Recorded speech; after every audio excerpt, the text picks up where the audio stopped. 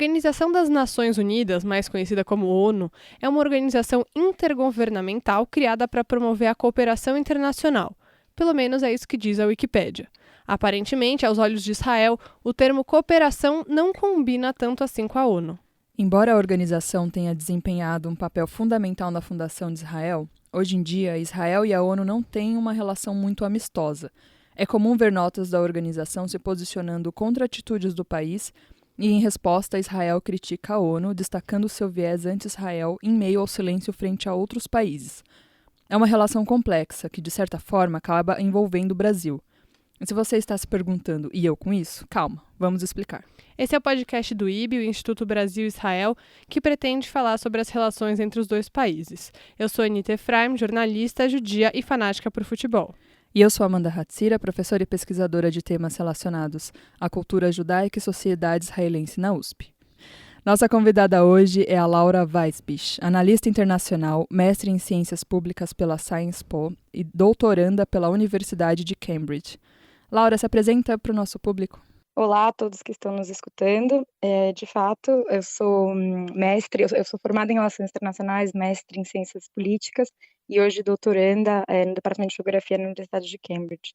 Sou analista internacional, trabalhei bastante tempo numa organização não governamental de direitos humanos brasileira chamada Conectas, com a qual acho que de alguma forma fiquei bastante envolvida com os temas do Brasil na ONU, o posicionamento do Brasil na ONU e os votos do Brasil na ONU, que são que tocam também o tema da participação da ONU na questão do conflito israelo-palestino. Laura, começa explicando para a gente qual é o papel da ONU no mundo, o que é, por exemplo, a Assembleia Geral, o Conselho de Segurança e qual que é a importância de órgãos assim. Tá ótimo, é uma primeira introdução. Bom, a ONU, acima de tudo, é uma instituição intergovernamental, bastante complexa, e é interessante você já ter mencionado esses diferentes órgãos que compõem a estrutura da ONU. Comumente, a gente acaba chamando a ONU, inclusive, de um sistema ONU, justamente por essa característica de essa multiplicidade de órgãos, fóruns e espaços de discussão que hoje estão embaixo do guarda-chuva da ONU. Então, você tem órgãos, a ONU é composta por alguns órgãos que a gente chama de principais, dentre eles alguns que você mencionou, como o Conselho de Segurança, como a Assembleia Geral, e órgãos subsidiários, dentro deles um conjunto de agências e programas especializados nas mais diferentes temáticas que tocam a vida internacional. O Conselho eu acho que vale a pena talvez destacar três, que eu acho que são os três que de alguma forma politicamente mais atuaram com a questão israelo-palestina. O primeiro deles é o Conselho de Segurança, que é um órgão, talvez é o órgão mais especial e é o órgão que pela Carta das Nações Unidas tem mais poder. Ele tem 5 membros permanentes e um conjunto de membros não permanentes, né, que são eleitos por um período de tempo para compor também o Conselho. O Conselho de Segurança, ele é talvez o que a gente chama de o órgão mais poderoso, porque de fato o produto das deliberações do Conselho de Segurança são aqueles que têm um valor vinculante em direito internacional. Em paralelo, talvez um órgão que é bastante importante por outra característica, pela sua universalidade, é a Assembleia Geral, que é o órgão que de fato congrega todo o conjunto de Estados-membros da Organização das Nações Unidas. Os produtos das deliberações da Assembleia Geral não têm, e esse é um debate, inclusive, no próprio direito internacional, não tem o mesmo caráter vinculante, mas eles são cada vez mais considerados como quase vinculantes, no sentido das recomendações terem uma legitimidade política e jurídica, justamente por serem produtos de deliberação de todos os Estados-membros. E depois você tem outros órgãos, eu acho que nos interessa aqui também um terceiro, que é o Conselho de Direitos Humanos. O Conselho de Direitos Humanos, ele pertence à Assembleia Geral, mas ele é um órgão interessante e, sobretudo, interessante quando a gente fala da relação entre Israel e a ONU, porque ele tem se pronunciado bastante sobre o tema Israel e sobre o conflito israelo-palestino. A gente está falando aí da relação entre Israel e ONU, e a gente lembra que lá em 1947 a própria ONU foi a responsável pela partilha da Palestina, que resultou na fundação de Israel. Como foi esse processo e qual o papel do Brasil nessa ocasião? De fato, a criação do Estado de Israel, ela nasce como uma consequência da resolução da Assembleia Geral 181, que recomenda, na época, como a gente sabe, ao mandatário, que era o Reino Unido, a criação de 2 estados, né, um judaico e um árabe. A questão, isso foi em 47. Acho que tem que voltar um pouco, antes de entrar nos detalhes aqui dessa resolução, que é uma resolução bastante importante, e de fato, como você mencionou, teve o papel do Brasil e do diplomata Oswaldo Aranha, né, como presidindo essa sessão, esse conjunto de sessões que permitiu a aprovação dessa resolução e por fim, né, a criação do Estado de Israel. É bom voltar a algo, é bom fazer talvez um comentário aqui mais geral em relação à questão israelo-palestina na ONU. E isso talvez nos leve também a refletir a coisas que você comentou inicialmente na sua introdução. A questão israelo-palestina é um dos mais longos conflitos na agenda da ONU. A ONU foi criada em 45. A questão, como a gente estava mencionando, a partilha é uma resolução de 47. Desde então, dado que o conflito não foi resolvido, a ONU tem se pronunciado historicamente, repetidamente, em relação a esse conflito. Então, é consenso nos analistas de que esse é um dos temas geopolíticos mais debatidos na história das Nações Unidas, pela longevidade do próprio conflito. Então, essa partilha, eu acho que vale alguns pontos específicos sobre esse contexto de 47, essa resolução da Assembleia Geral. O primeiro deles é a gente pensar historicamente na lógica de descolonização, né, neste período entre as 2 guerras mundiais, mas sobretudo do pós-Segunda Guerra Mundial, e a lógica de descolonização que permeava a história das relações internacionais naquela época. Seguida a essa lógica, tem uma segunda lógica, que é a lógica da própria Guerra Fria que emergia, né, do conflito leste-oeste, que depois, de alguma forma, se torna mais o que hoje a gente chama de divisões norte e sul. Por que eu digo isso? Porque eu acho que tem elementos importantes para a gente pensar o posicionamento do Brasil, mas também de outros estados, no conjunto de resoluções, começando pela essa resolução da partilha, e como é que esse posicionamento também reflete algo que é maior, que é do próprio momento histórico das relações internacionais. Então, achei esse primeiro ponto importante, pontuar que essa resolução de 47 nasce com esse espírito da descolonização.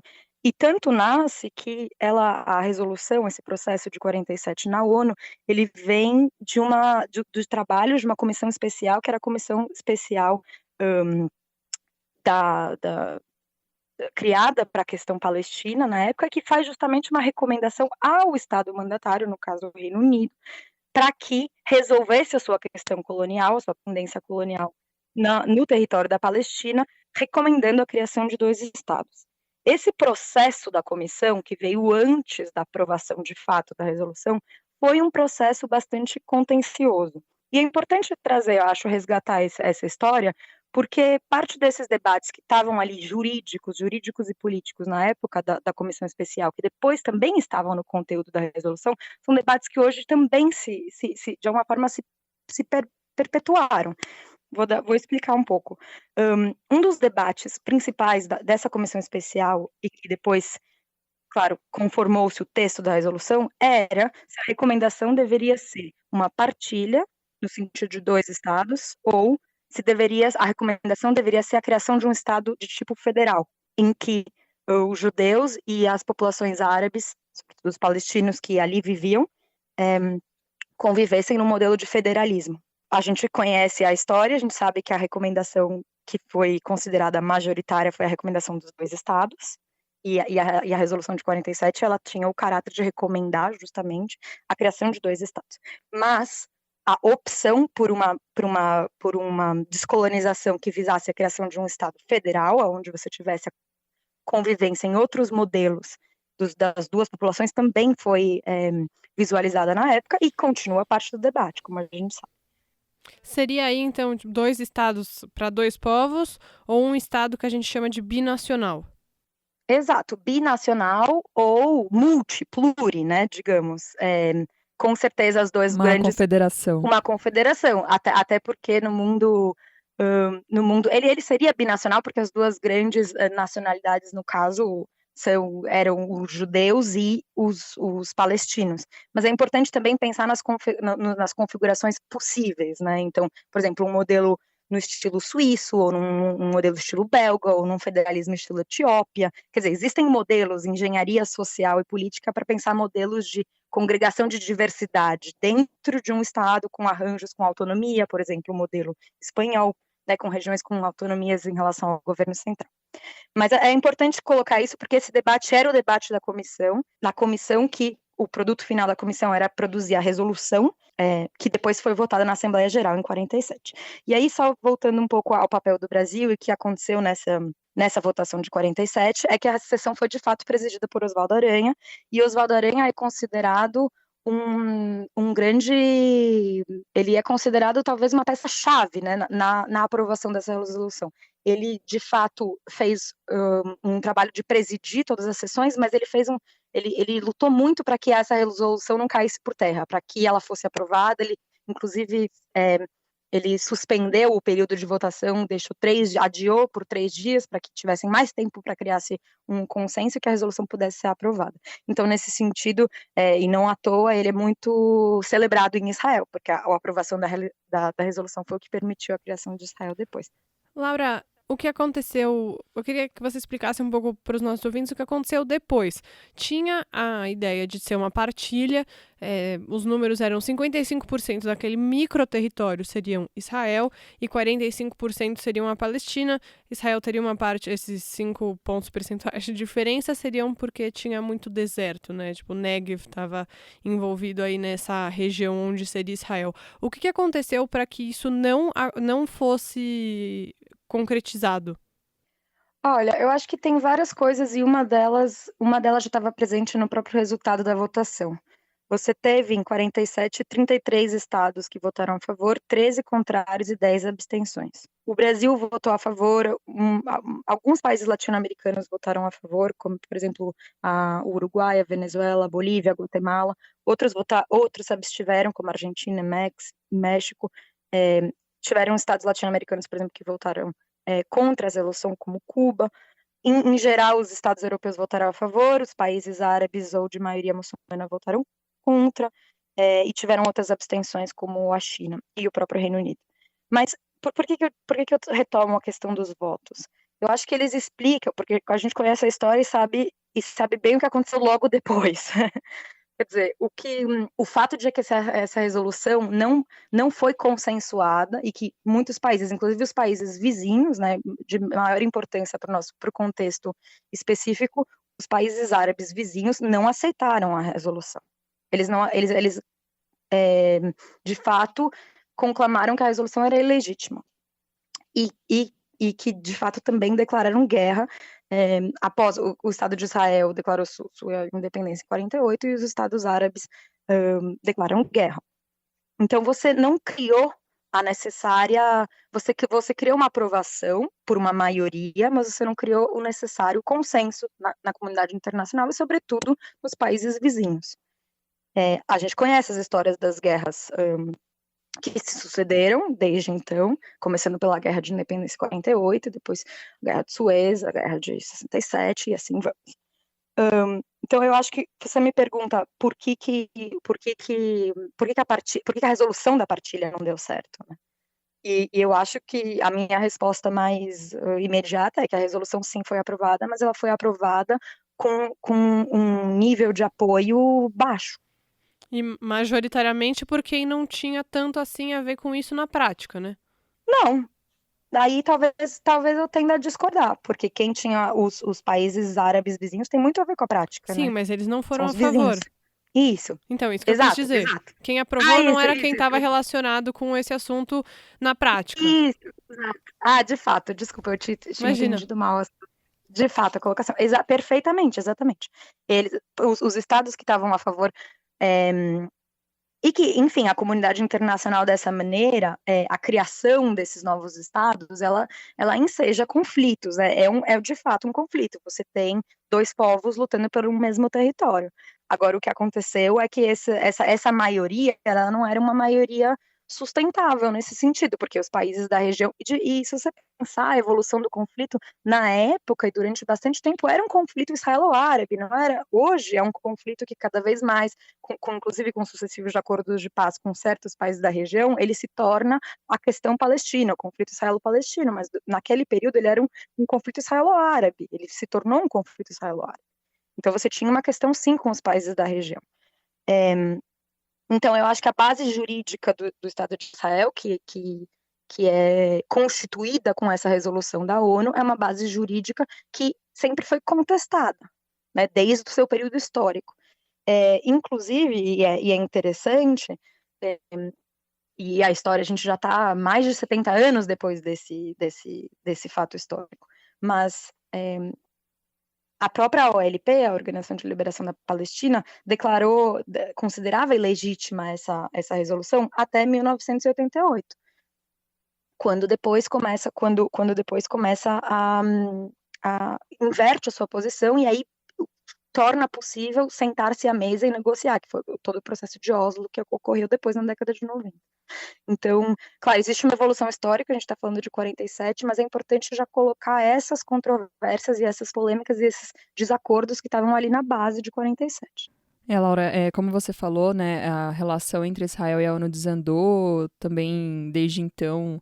Há conflitos constantes e sempre que o conflito entre Israel e grupos palestinos esquenta, há um posicionamento da ONU crítico a Israel. Por que você acha que isso acontece hoje em dia? Olha, outra coisa importante de pontuar sobre a ONU, e que talvez eu devesse ter pontuado quando a gente começou a discutir o que é a ONU. A ONU, ela é ao mesmo tempo o conjunto dos seus Estados-membros, 193, e ela é uma organização, uma burocracia própria. E essa tensão entre o funcionamento das suas agências e os funcionários internacionais e as vontades, né, da ONU como uma instituição, e ao mesmo tempo as vontades e os interesses dos estados que compõem a ONU, é um dilema clássico das relações internacionais. Mas eu acho que é importante pontuar isso, porque quando você fala a ONU, ou quando a gente pensa a ONU é ou não é a favor de Israel, é ou não é, do que a gente está falando? A gente está falando dos países, da posição política, diplomática dos países em relação ao conflito, que pode ser das mais variadas posições, ou a gente está falando da ONU como instituição, do seu secretariado, da sua burocracia própria. Eu acho que é importante pontuar isso, porque você não consegue entender a produção de resoluções e de ações que versam sobre o tema Israel e sobre o conflito Israel-Palestina, sem entender quem são os atores que estão produzindo essas coisas. Então, quando a gente fala de resoluções, por exemplo, não é a ONU é contra Israel. A ONU, nesse sentido, não existe como ONU. Que resoluções são essas? Elas são propostas por países. Que países? Bom, a gente tem que ver que país propõe em qual fórum que o tema Israel seja discutido na agenda e que depois alguns desses fóruns exigem votação e posicionamento posterior do conjunto da comunidade. Então, que tipo de país também está aprovando ou se posicionando contra certas resoluções? Então, se a ONU é a favor ou contra Israel, eu diria que a ONU é também o que os países querem que ela seja.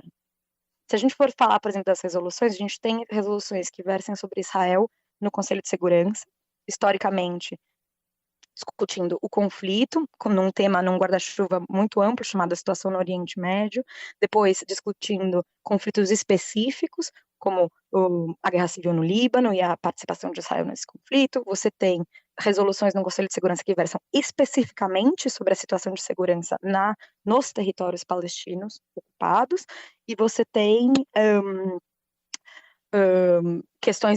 resoluções específicas, por exemplo, só sobre assentamentos. E aí eu acho que eu dei só alguns exemplos só do Conselho de Segurança. Depois você tem a Assembleia Geral também tem certos temas. Então, ela falou historicamente da partilha, ela falou historicamente, se pronunciou em relação à guerra do Canal de Suez, o conflito do Sinai, em 1967, e tem hoje um item chamado Direitos Humanos nos Territórios Ocupados. A mesma coisa eu posso dizer sobre o Conselho de Direitos Humanos, que tem, por exemplo, no seu item 7, que é um item permanente na agenda, porque foi sugerido pelos Estados-membros que o fosse, e a maioria dos Estados-membros concordou que fosse um item permanente da agenda, chamada questão Palestina e territórios árabes ocupados. Então, de fato, a gente vê sim, e eu concordo, um foco que pensa o conflito a partir e, sobretudo, da perspectiva da ocupação dos territórios palestinos ocupados, das violações de direitos humanos dos territórios palestinos ocupados. Agora, isso também foi uma evolução histórica, né? Eu fiz questão de pontuar porque a própria ONU e as suas diferentes agências e dos seus diferentes órgãos se pronunciaram sobre a questão e nas suas mais diferentes facetas, né? Eu pontuei os diferentes conflitos e que também foram temas de debate e foram temas de deliberação na época, sobretudo no Conselho de Segurança. Acho que o que incomoda muitas pessoas ligadas a esse tema, né, Laura, é que tem essa... Vou usar uma palavra que pode estar errada, mas o que passa é uma imagem de predileção por esse assunto. A gente sabe que tem 1 milhão de conflitos acontecendo no mundo, muitas coisas acontecendo ao mesmo tempo, e nunca Israel deixa de ser o foco. Então, e também, como você falou, é sempre dessa perspectiva dos territórios ocupados. Então, dando um exemplo bem palpável, quando a gente teve aquela onda das facadas, que vinham pessoas dos territórios ocupados para Israel, para o território delimitado chamado Israel, que davam facadas nas pessoas na rua, e isso teve uma resposta, porque sempre tem, especialmente quando a gente fala de um governo Benjamin Netanyahu. Isso tem uma resposta militarizada, que obviamente é muito mais forte, já que Israel tem um amplo exército, um amplo poderio militar, e a ONU sempre acaba saindo em defesa. Olha, gente, eu não tô falando assim, isso é o que a Anitta acha, isso que a Anitta lê nas notícias, a Anitta que é jornalista. A ONU sempre se posiciona contra essas, vou dizer, respostas, tá? Essas respostas de Israel que muitas vezes acabam sim sendo desproporcionais, mas elas têm um gerador, né? Elas muitas vezes acabam sendo consequência, mas elas são muito mais fortes por motivos óbvios. Eu queria saber se você consegue ver que realmente tem uma falta de proporcionalidade nas posições da ONU contra Israel. Você consegue enxergar isso? Ou é também um traço dessa mania de perseguição que muitas vezes o povo judeu tem? Porque tem, né, gente? Tem.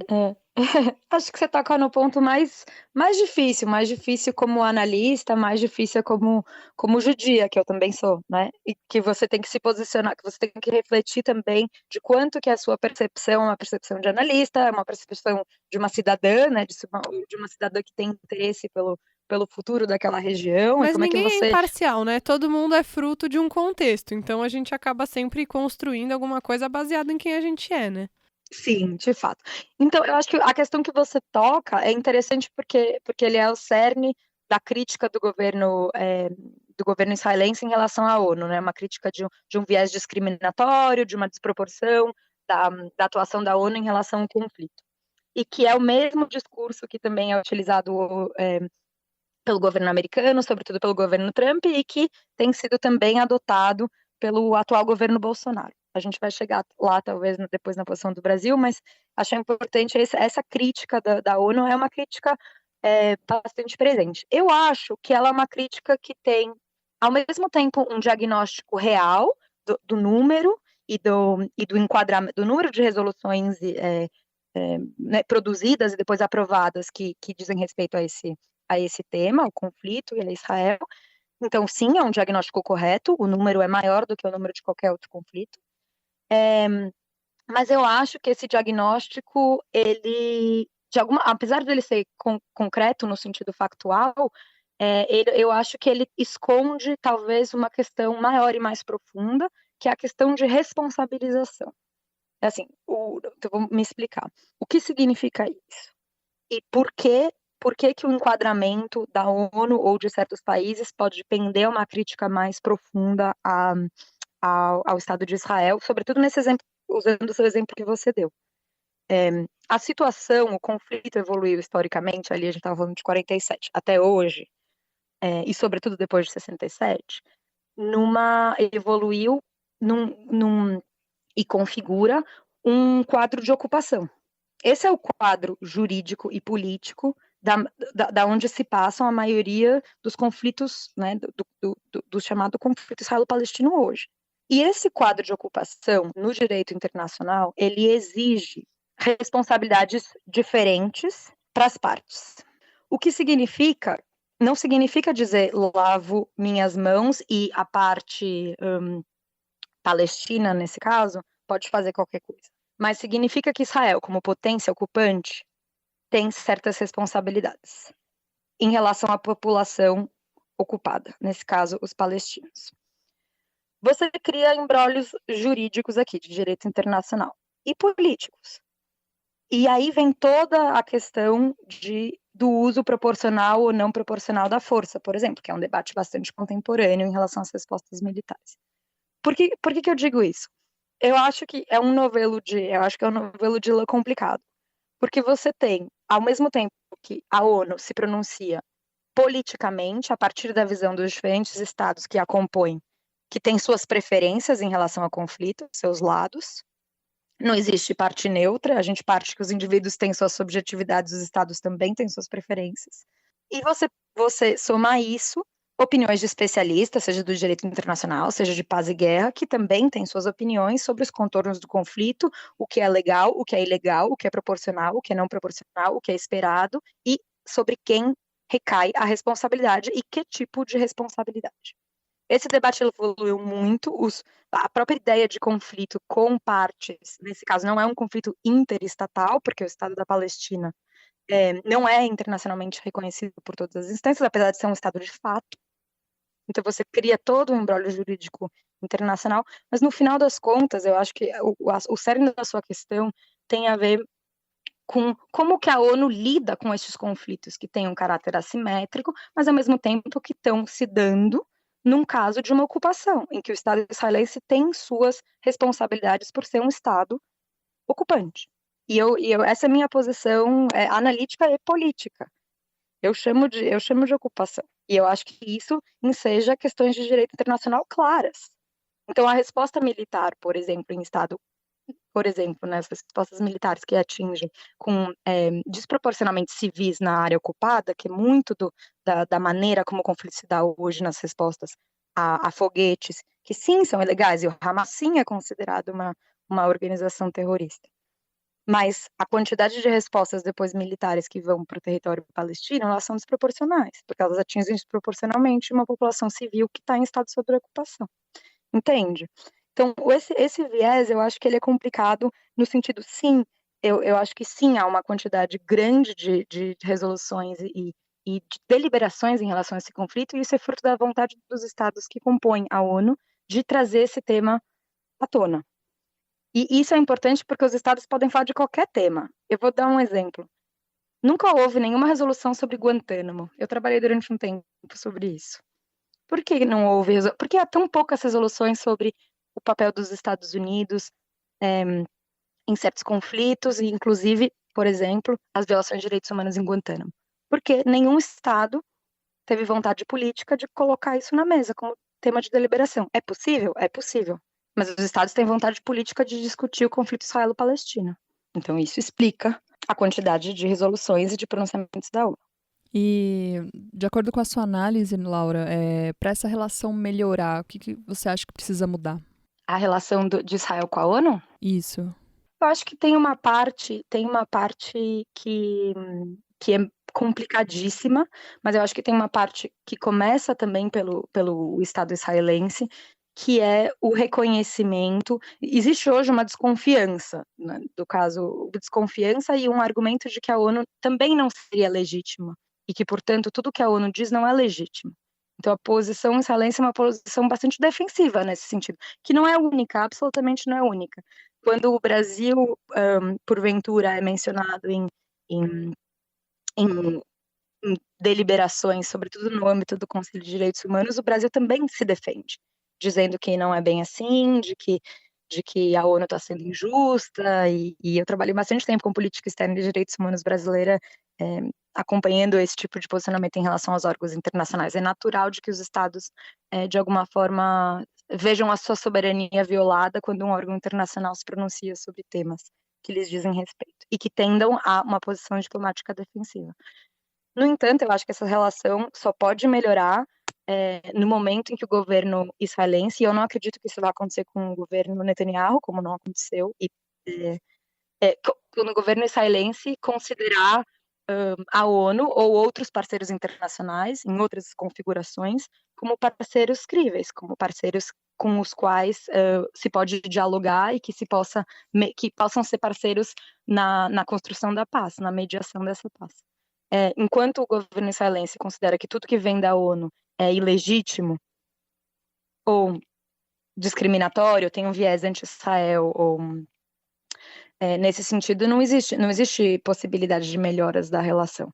Eu acho também que se a ONU fosse capaz, de alguma maneira, isso já ocorre, por exemplo, em mecanismos menos visíveis, como a revisão periódica universal, que são mecanismos também do Conselho de Direitos Humanos, que tratam de temas com um grau de politização um pouquinho menor.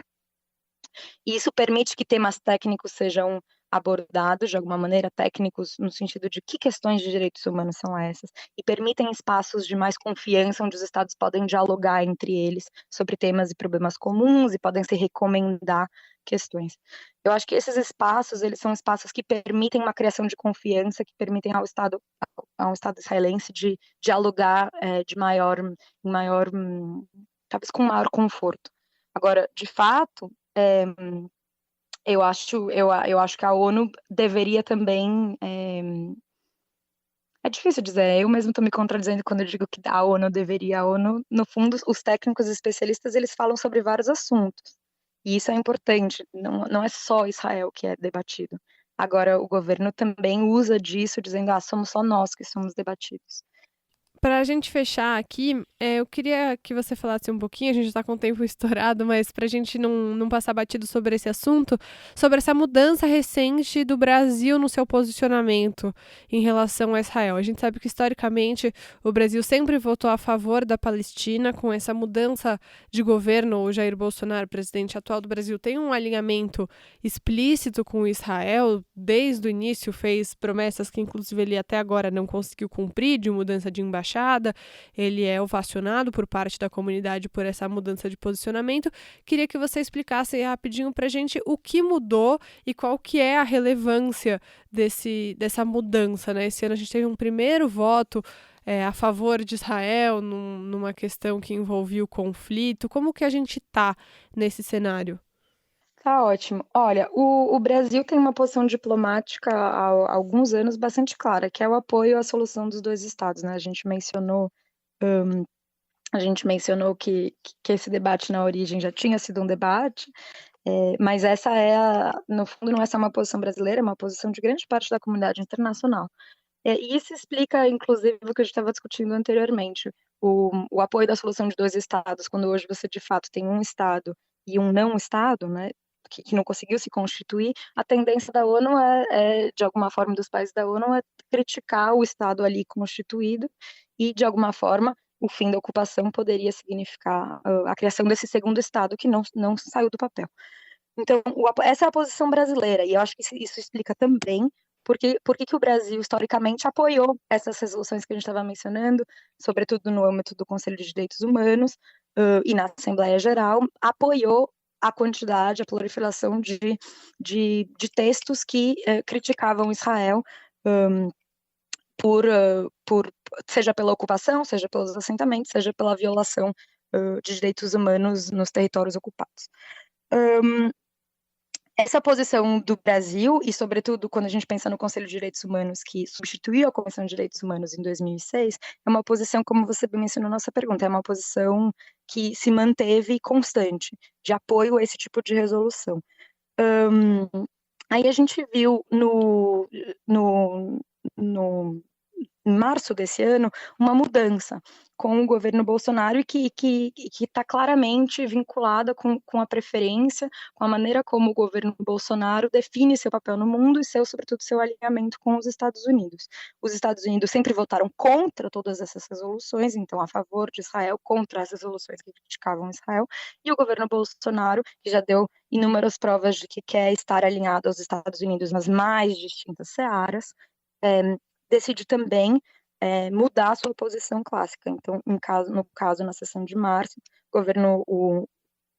o Brasil, pela primeira vez, vota contra uma resolução que mencionava a repressão, o uso da força no caso de repressão à violência em Gaza, e também se absteve na resolução que mencionava as colônias. Também votou contra na questão do Golã, que são as diferentes resoluções, subtemáticas que estão ali em debate. Então, eu acho que o mais importante aqui é pensar, na nossa visão prospectiva, é que o governo Bolsonaro vai se manter cada vez mais alinhado aos Estados Unidos, e nesse sentido tende a reverter essa posição histórica mais equilibrada em relação, sobretudo na ONU, em relação ao conflito. A gente falou com a Laura Weisbich, que é analista internacional, mestre em ciências políticas e doutoranda pela Universidade de Cambridge. Muito obrigada, Laura, pela participação. Você contribuiu muito para o debate sobre o tema aqui no nosso podcast. Obrigada a vocês. É um prazer poder colaborar e dividir com vocês e com os ouvintes, que a gente possa continuar tendo esses debates. Até uma próxima, Laura. Até. E no IB Indica do episódio de hoje, a gente queria indicar um podcast do Nexo, que se chama Como Começar, vocês conseguem encontrar no Spotify. E o episódio de recomendação é o Como Começar a Ler Amos Oz.